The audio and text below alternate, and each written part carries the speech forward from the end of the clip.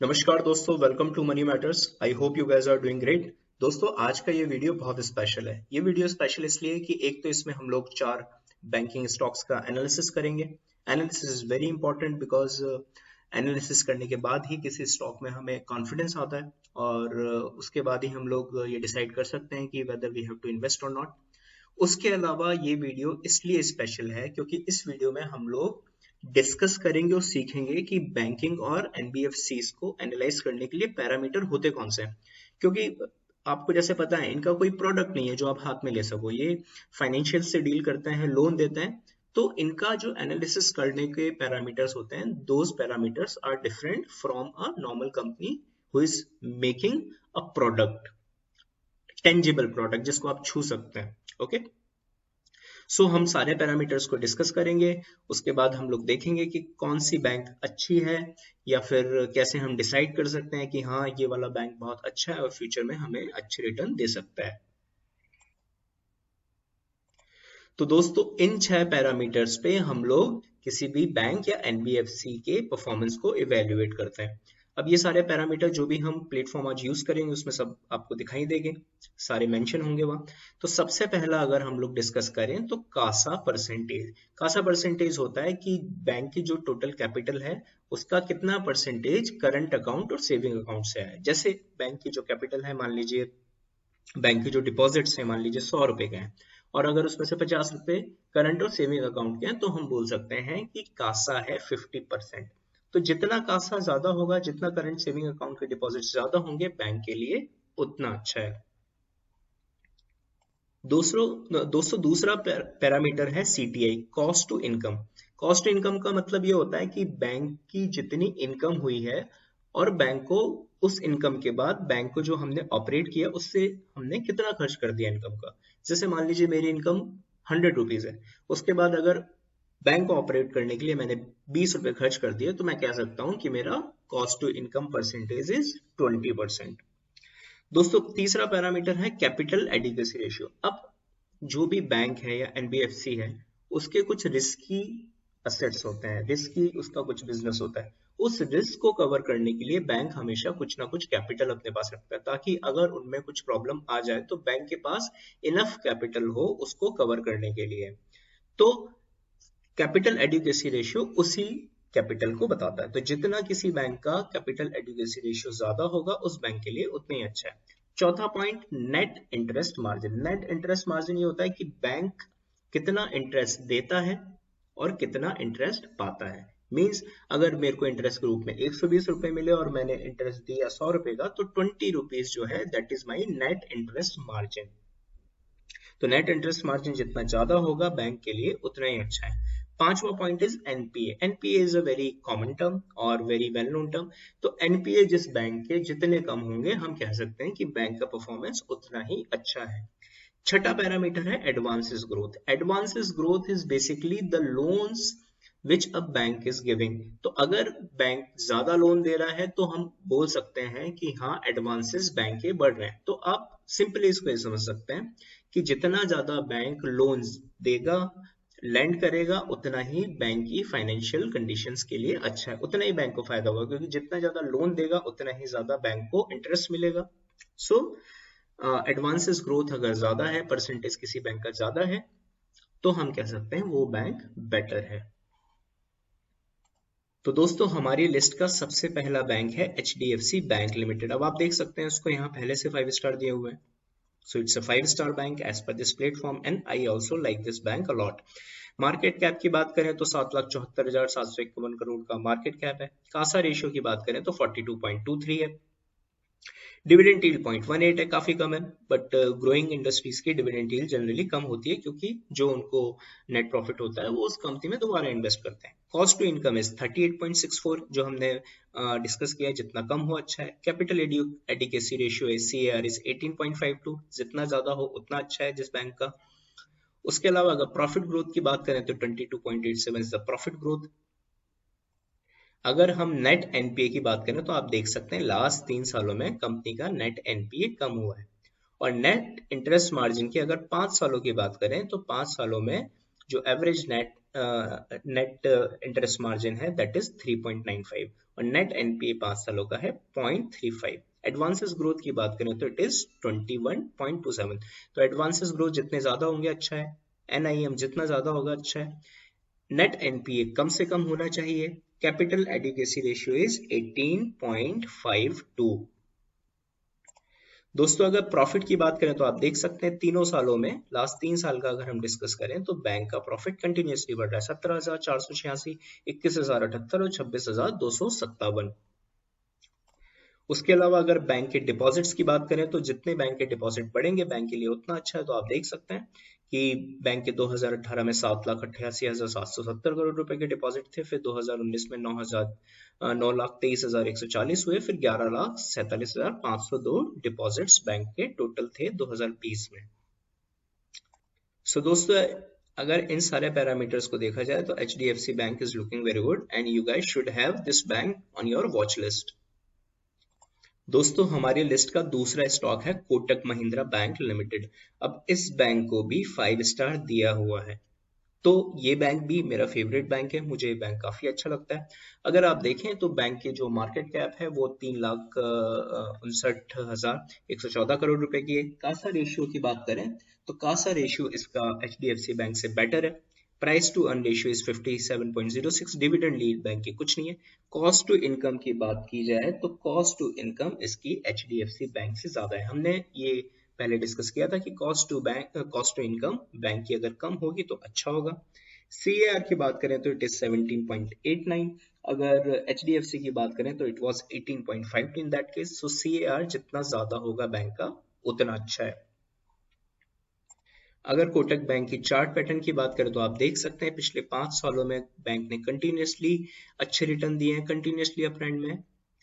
मैंने आपको HDFC का चार्ट पैटर्न दिखाना मैं भूल गया, I will show it again. दोस्तों यहाँ हम HDFC बैंक के चार्ट को देख सकते हैं। तो आप देखिए HDFC बैंक का चार्ट, जैसे हमने अभी कोटक बैंक का चार्ट देखा है, it is also in up trend since last 5 years। दोस्तों अगर कोटक बैंक के बाकी रेशियोज का अगर डिस्कशन किया जाए तो आप देख सकते हैं net NPA is 0.95 and net interest margin is 3.83। अब अगर इन दोनों का डिस्कस अगर किया जाए HDFC बैंक के केस में तो HDFC बैंक के केस में इट वाज 0.35 और जो नेट इंटरेस्ट मार्जिन था HDFC बैंक का it was 3.95। So net interest margin ज्यादा होना चाहिए बैंक का तो अच्छा होता है, नेट एनपीए कम होना चाहिए।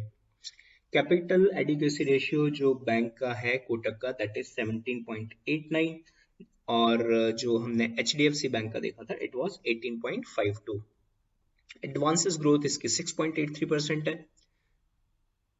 दोस्तों अगर कोटक बैंक के प्रॉफिट की बात की जाए तो आप देख सकते हैं प्रॉफिट कंटिन्यूसली कंपनी का बढ़ रहा है, 4,084, 4865 और 5947। तो प्रॉफिट कंपनी के कंटिन्यूसली इंक्रीज। अगर रिजर्व्स की बात की जाए तो आप रिजर्व देख सकते हैं, reserves and deposits are also continuously increasing. 1,92,663, 2,25,880 और 2,62,820। तो कंपनी के डिपॉजिट कंटिन्यूसली बढ़ रहे हैं, प्रॉफिट कंटिन्यूसली बढ़ रहा है। बाकी सारी रेशियो हमने देख लिए। अब ये बैंक HDFC से कैसा है, किन रेशियोज में अच्छा है, लास्ट में एक बार हम लोग रिव्यू करेंगे वीडियो के लास्ट में। सो प्लीज वीडियो को लास्ट तक देखिएगा। लेकिन फिर भी जो पैरामीटर देखें उन सब पैरामीटर की बेसिस पे we can say that Kotak bank is good and we should have a look on this bank and we should track it continuously. दोस्तों हमारी लिस्ट का तीसरा बैंक है ICICI बैंक लिमिटेड। तो जैसे आप देख सकते हैं मार्केट कैप कंपनी की 3,31,000 करोड़ है। कासा रेशियो 45.11 है। अगर हम लोग कॉस्ट टू इनकम की बात करें तो cost to income ICICI bank is 43.48। अगर कैपिटल एडिक्वेसी रेशियो CAR की बात करें तो it is 16.11। Profit growth last दो कंपनी जो हमने देखी उनकी प्रॉफिट ग्रोथ अच्छी थी, but this is also a decent profit growth. दोस्तों अगर चार्ट की बात करें तो आप देख सकते हैं कि 5 साल में कंपनी का चार्ट कंटिन्यूसली इंक्रीज हो रहा है, अप ट्रेंड में है। तो 5 सालों से इसने अपने जो इन्वेस्टर हैं उसको अच्छा रिटर्न दिया है। एक बात जो मैं आपको यहाँ नोट करने के लिए I want to take note of it कि आप देखिए कोविड से पहले it was trending almost 540 rupees, लेकिन अभी देखिए तो अभी ये 497 है, तो अभी भी इसने अपना 52 वीक हाई टच नहीं किया है, जबकि बाकी HDFC एंड कोटक बैंक जिनको हमने अभी देखा वो both the banks are higher than its 52 week high. तो ये आप एक बार देख सकते हैं। रेशियोज की बात करें तो आप देख सकते हैं इसका जो नेट एनपीए है इट इज इन, अगर 5 इयर्स का बात करें तो इट इज 3.53। जो नेट इंटरेस्ट मार्जिन है इट इज 3.12। अगर CAR की बात करें तो इट्स 16.11। एडवांसेस ग्रोथ इसकी 10% है। अगर कंपनी के नेट प्रॉफिट की बात करें तो आप देख सकते हैं 2018 में 6,777 था, 2019 में ऑलमोस्ट हाफ हो गया जो कंपनी ने 2018 में रिपोर्ट किया था, लेकिन 2020 में कंपनी ने अच्छा प्रॉफिट रिपोर्ट किया 7,930। अगर कंपनी के डिपॉजिट्स की बात करें तो कंपनी के डिपॉजिट कंटिन्यूसली इंप्रूव हो रहे हैं, जैसा कि आप देख सकते हैं 5,60,975, 6,52,919 और 7,70,968। सो दोस्तों हम ये बोल सकते हैं कि ICICI bank is also doing good business और अच्छा ये अपने इन्वेस्टर को रिटर्न दे रहा है। So you should also track this bank continuously. दोस्तों हमारी लिस्ट का चौथा बैंक है एक्सिस बैंक लिमिटेड। इसको फिनस्टार ने 3 स्टार दिए हैं। तो जैसा कि आप देख सकते हैं कि जब हमने HDFC कोटक की बात की थी so those 2 banks were start 5, ICICI को 4 स्टार दिए गए थे, एक्सिस बैंक को they have given 3 stars. Kasa ratio की बात करें तो 41.20 है, मार्केट कैप 1,86,163 करोड़ रुपीस है। उसके बाद अगर हम लोग कॉस्ट टू इनकम की बात करें तो it is 42.47। Profit growth company की 2.6% है, जो लास्ट 3 बैंक जो हमने डिस्कस किए उनसे कम है। CAR कंपनी का 17.53 है। अगर कंपनी के 5 साल के चार्ट पैटर्न की बात की जाए तो आप देख सकते हैं कि ऑलमोस्ट जून 2019 तक it was in up trend, उसके बाद स्टॉक में करेक्शन हुआ, उसके बाद कोविड के कारण फिर स्टॉक में करेक्शन हुआ और अभी स्टॉक ने अपना 52 वीक हाई टच नहीं किया है। उसके बाद अगर रेशियोज की बात करें तो आप देख सकते हैं net NPA is 1.97, net interest margin की बात करें तो it is 3.11। Net interest margin जैसे हमने डिस्कस किया इसकी वैल्यू हमेशा ज्यादा होगी तो अच्छा रहेगा। CAR is 17.53, advances growth company के 15.49 है। अगर नेट प्रॉफिट की बात करें तो 2018 में कंपनी का नेट प्रॉफिट 275 था, उसके बाद 2019 में बढ़ के 4676 और उसके बाद 2020 में कंपनी का प्रॉफिट घटकर 1627 करोड़ रुपए रह गया। अगर डिपॉजिट्स की बात की जाए तो हम देख सकते हैं कि कंपनी के डिपॉजिट्स कंटिन्यूसली इंक्रीज हो रहे हैं, 4,53,622, 5,48,471 और 6,40,104। तो दोस्तों अगर नटशेल में हम देखें चारों बैंक्स को, जितने डेटा यहाँ अवेलेबल है कंपैरिजन के लिए, तो आप देख सकते हैं कि जो पी रेशियो है, अगर पी रेशियो की बात की जाए तो ICICI का सबसे कम है, लेकिन अगर हमारे जो इंपॉर्टेंट पैरामीटर है नेट एनपीए की बात करें तो नेट एनपीए एक्सिस बैंक का सबसे ज्यादा है। उसके बाद अगर बात करें तो नेट एनपीए सबसे कम है HDFC बैंक का, सो हम कह सकते हैं नेट एनपीए के मामले में HDFC बैंक इज बेस्ट। अगर CAR की बात की जाए तो CAR HDFC बैंक का सबसे ज्यादा है 18.52। तो इन दोनों पैरामीटर की अगर बात की जाए तो हम कह सकते हैं कि HDFC bank is better than these banks.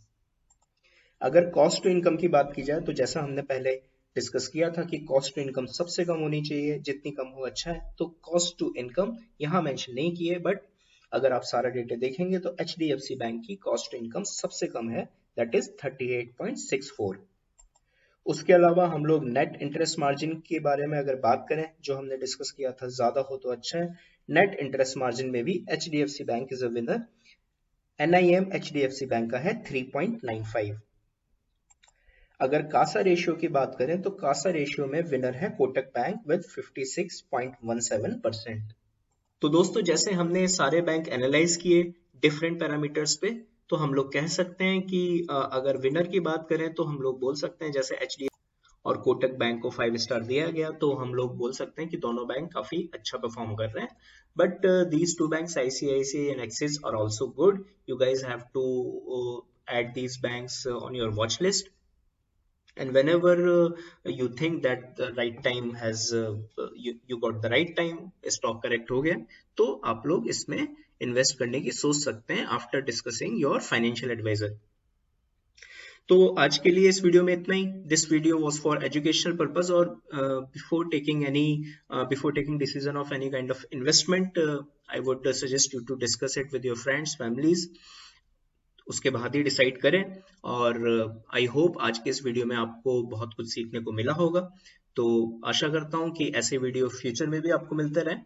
तो thanks a lot, bye bye, वंदे मातरम।